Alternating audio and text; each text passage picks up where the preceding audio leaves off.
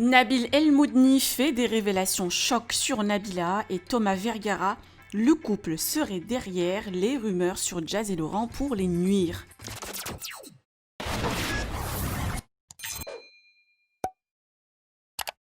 Révélation choc que Nabil El Moudni vient de dévoiler sur le couple Nabila et Thomas. Souvenez-vous, il y a quelques mois, le Snapchatter avait révélé que Jazz et Laurent n'étaient pas propriétaires de leur maison de Dubaï, mais seulement locataires. Nabila avait profité de cette info pour clasher sa rivale Jazz. Mais lors du séjour de cette dernière à Cannes, elle a pu rencontrer Nabil El Moudni pour s'expliquer et enterrer la hache de guerre. Eh bien, d'après les investigations de Jazz et Nabil, ils se sont rendus compte que Nabila et Thomas auraient monté un stratagème contre Jazz et Laurent afin de les nuire. Les parents de Chelsea et Kaiden, hors d'eux, ont décidé de porter plainte et d'attaquer les Vergara en justice à Dubaï. Je vous laisse avec les révélations choc de Nabil. Que pensez-vous de ces infos ? Vous pouvez partager vos avis en commentaire et n'oubliez pas de liker la vidéo et de vous abonner à la chaîne. Maintenant qu'on s'est vu, Jazz et moi, à Cannes, et du coup, elle m'a éclairé sur pas mal de points, sur les personnes qui m'avaient envoyé les gens pour m'agresser à Paris, sur ceux qui m'avaient bloqué sur les réseaux sociaux.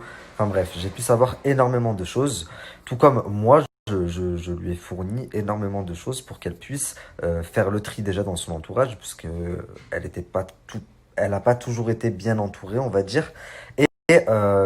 Il restait une question en suspens et elle et moi, bah, c'est vrai que ça nous frustrait un peu. Moi, parce que en général, quand je sors quelque chose, c'est une source vérifiée, sûre. Donc, quand j'ai sorti qu'elle était locataire, j'en étais persuadé. Je parlais avec l'agence immobilière qui s'occupe de la quasi-totalité des maisons dans le quartier de Jazz. Donc, j'avais les documents sous les yeux. Donc, quand je l'ai vue et que j'ai vu qu'en fait, non, elle était propriétaire, que j'ai vu également tous les documents, les mails échangés qui dataient de maintenant 2 ans presque, je me suis dit, il y a un problème, et elle et moi, puisqu'il y a certaines informations que je vous ai sorties, comme je vous ai dit, l'information venait de sa maison. Donc là, il a été facile de remonter à la personne chez elle qui donnait les informations. Par contre, là, on s'est dit, quel est l'intérêt pour quelqu'un qui travaille dans cette agence immobilière de faire ça? Elle en a pas. En général, les gens là-bas, encore une fois, ils ont une vie, ils n'ont pas le temps. Donc pourquoi faire ça? Et moi, du coup, j'étais frustré parce que je me suis dit, putain, je me suis fait avoir comme un bleu.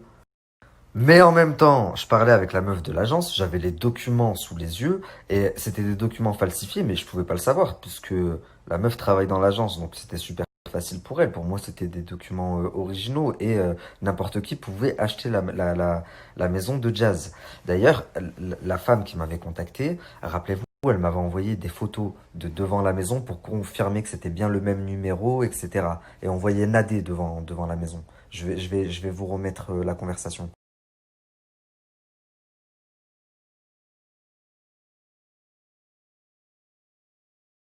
Je rappelle que c'est super difficile de rentrer dans la résidence de Jazz si vous n'habitez pas là-bas ou si vous n'êtes pas autorisé par un des propriétaires de rentrer. Il y a un garde, vous ne passez pas le portail. Donc là, étant donné que la meuf enfin, travaillait dans l'agence immobilière, elle avait un badge qui lui permettait de rentrer et venir puisqu'elle vendait plusieurs maisons de là-bas. Elle est partie là-bas, elle m'a dit regarde, j'ai pris en photo, c'est tel numéro, dans le papier que je t'ai envoyé, tu vois bien que c'est le même numéro. Enfin bref, donc pour moi c'était vraiment imparable. Jazz était locataire. Donc quand on s'est vu et que il s'avérait que c'était pas vrai, j'avais les vrais documents et ça nous a tous les deux, enfin, on s'est dit qui peut bien faire ça, sachant que la meuf de l'agence immobilière, il y a forcément quelqu'un derrière puisque elle n'a aucun intérêt de le faire. Toutes les personnes qui venaient me donner des informations sur Jazz, c'est des personnes qui avaient un intérêt.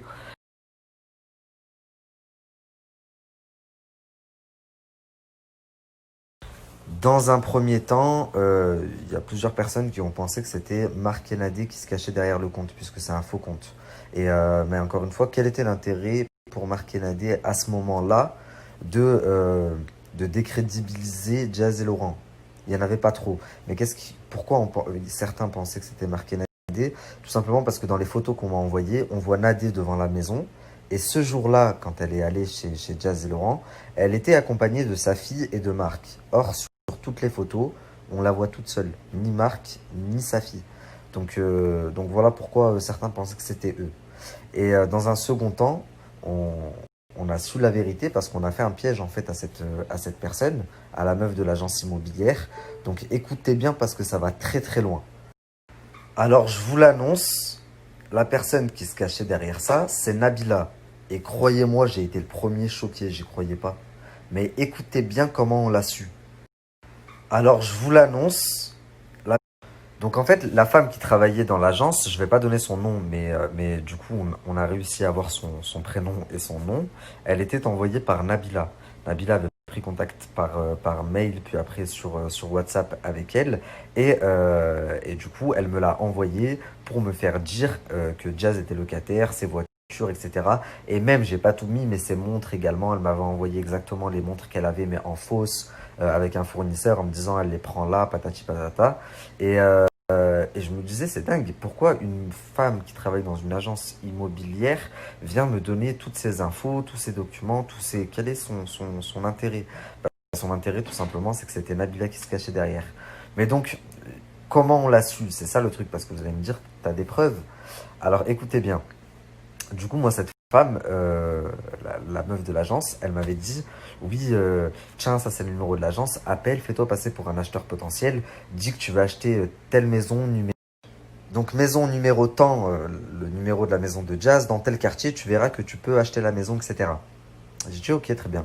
Et c'est vrai que ce qui s'est passé, c'est que en fait, la personne qui a appelé et qui a dit et qui s'est fait passer pour une acheteuse potentielle, c'est le sponsor de Jazz, à savoir Samira. Je ne sais pas si vous la situez. C'est une dame voilée. Elle a apparu à plusieurs reprises dans les snaps de Jazz ou même dans son émission. Et du coup, elle s'est fait passer pour une acheteuse, quelqu'un qui était très intéressé par la maison de Jazz. Et la femme lui donne rendez-vous. Donc elle lui donne rendez-vous dans le quartier. Sauf que elle lui fait pas visiter la maison de Jazz et elle lui fait visiter une maison voisine, donc à quelques pâtés de maison. Il n'y a pas d'électricité dans la maison et tout, mais c'est exactement la même. Donc Samira lui dit, mais moi la maison que je veux acheter, c'est la numéro tant. Pourquoi je visite celle-là? Donc la meuf de l'agence, elle lui dit, en fait, il y a des locataires. Donc elle lui dit, c'est des locataires français qui sont dans la maison numéro tant, et actuellement ils sont pas là, ils sont en vacances, donc c'est pas possible de la visiter. Or ils étaient à Dubaï, hein, ils étaient pas en vacances. Du coup Samira a dit, ah bon et tout, mais c'est dommage, est-ce que je peux voir au moins l'extérieur, on peut aller devant la maison? La femme elle lui dit, oui ça par contre je vais vous ramener devant la maison, il n'y a pas de souci. Donc la meuf de l'agence, elle, déjà c'est très grave, je sais pas, mais je pense qu'elle va sûrement se faire virer, parce qu'il y a une plainte qui a été déposée contre elle aussi. Elle ramène Samira devant la maison de Jazz, et là Jazz est sorti et l'a chopé. Franchement, j'aurais trop voulu être là juste pour voir la tête de la meuf quand elle a vu Jazz. Du coup, Jazz, elle a voulu l'emmener chez les flics et chez la police. Et la meuf s'est mise à pleurer. Jazz l'a fait rentrer chez elle. Elles ont discuté. Jazz a tout enregistré en plus. Et du coup, c'est là que elle lui a avoué, elle lui a montré qu'elle était envoyée par Thomas et Nabila. L'enregistrement, il est en anglais, mais il est parfaitement clair. Et voilà, je peux pas vous le mettre pour l'instant parce que comme je vous ai dit, il y a une grosse plainte qui a été déposée et contre Thomas et Nabila et contre la meuf de l'agence. Et je pouvais pas vous en parler avant puisque Nabila n'était pas à Dubaï. Donc elle était à Los Angeles, il me semble. Elle vient tout juste d'arriver à Dubaï. C'est pour ça que maintenant je vous le dis. Et voilà, en tous les cas, je vous tiendrai au courant de l'affaire. Dès que c'est terminé et que je peux vous mettre l'audio, je vous le mettrai parce que je pense que vous allez câbler. Donc moi, en fait, je me suis senti utilisé dans le sens où elle est quand même très vicieuse, la Nabila. Elle m'a fait parvenir tout ça et elle a monté tout ce stratagème de faux documents et tout pour que moi je le sorte sur les réseaux sociaux pour tacler Jazz et lui faire perdre de la crédibilité sans que elle, ce soit la meuf qui aille au charbon direct. Mais par contre, très maligne, et rappelez-vous, dès que j'ai fait ma story en expliquant qu'ils étaient locataires, Nabila a relevé. Et elle a fait une story en disant, oui, mais instantanément après, elle a fait une story en disant, ça me fait bien rire les gens qui s'inventent des vies, voilà, voilà. Elle a appuyé mes dires. Mais en fait, elle attendait que je fasse la story puisque c'est elle qui m'a envoyé tout ça. Et dès que j'ai fait la story, elle est arrivée comme une fleur en disant oui, ça me fait bien. Elle avait fait cette petite story que j'avais d'ailleurs repartagée. Mais ce que je ne savais pas, c'est qu'en fait, c'est elle qui m'avait envoyé tout ça. Donc elle savait à l'avance que j'allais faire cette story. Elle est vraiment très très très très manipulatrice. Et franchement, je l'ai pas vue venir parce que je la voyais pas du tout comme ça.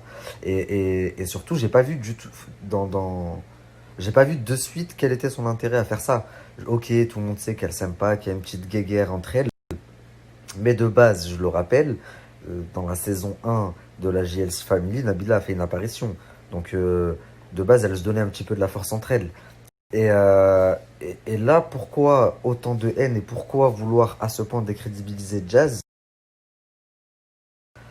Et c'est pour ça que Jazz a dit à plusieurs reprises dans sa story, je suis choqué parce que les personnes qui ont fait ça, c'est des personnes qui ont le même train de vie que moi, qui ont la même vie que moi, qui vivent ici et tout.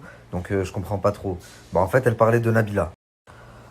Donc pour toutes les personnes qui m'ont dit oui, t'as rencontré Jazz, du coup maintenant t'es avec elle et tu te retournes contre Nabila parce que ça n'a rien à voir. J'ai juste horreur qu'on me prenne pour un imbécile et à trop prendre les gens pour des cons, bah des fois on peut tomber sur quelqu'un de plus malin que soi. Et là en l'occurrence tu t'es cru maline, mais je pense que t'es tombé sur plus malin que toi. Je pense que si t'étais venu me voir par exemple de toi-même et que tu m'avais dit les choses, aujourd'hui tu n'aurais pas un dixième des problèmes que tu vas avoir. Et comme quoi être trop vicieux c'est pas bon. Ce qui est vraiment regrettable et dommage, c'est qu'aujourd'hui, une femme comme Nabila, c'est une belle femme, elle est mariée, elle a un enfant, elle gagne très très très très très très très très très très bien sa vie. Croyez-moi, très très bien sa vie. Et je comprends pas pourquoi dépenser du temps, de l'énergie, de l'argent à faire des trucs comme ça quand on a une vie comme la sienne. C'est vraiment dommage. Alors, il y a des gens qui vont dire, en fait, Nabila, elle est jalouse de Jazz. Moi aussi, ça m'a traversé l'esprit, mais pourquoi est-ce qu'une femme comme Nabila serait jalouse de Jazz et pourquoi une femme comme Jazz serait jalouse de Nabila? Elles ont toutes les deux tout ce qu'elles veulent. Donc pourquoi être jalouse l'une de l'autre et pourquoi faire des coups aussi bas quand on est à ce stade? Enfin, vraiment, grosse incompréhension. Et après, en réfléchissant bien, j'ai mieux compris. Je sais que Nabila aimerait beaucoup avoir son émission.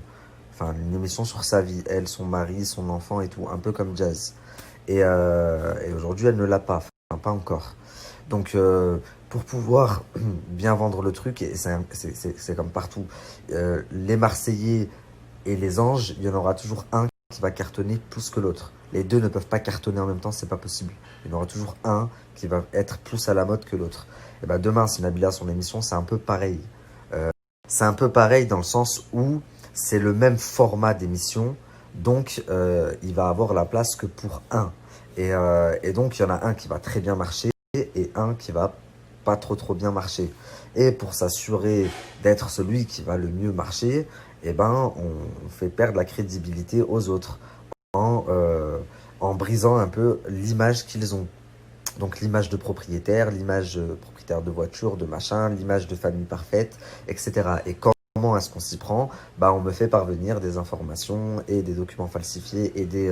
C'est quand même très bien pensé et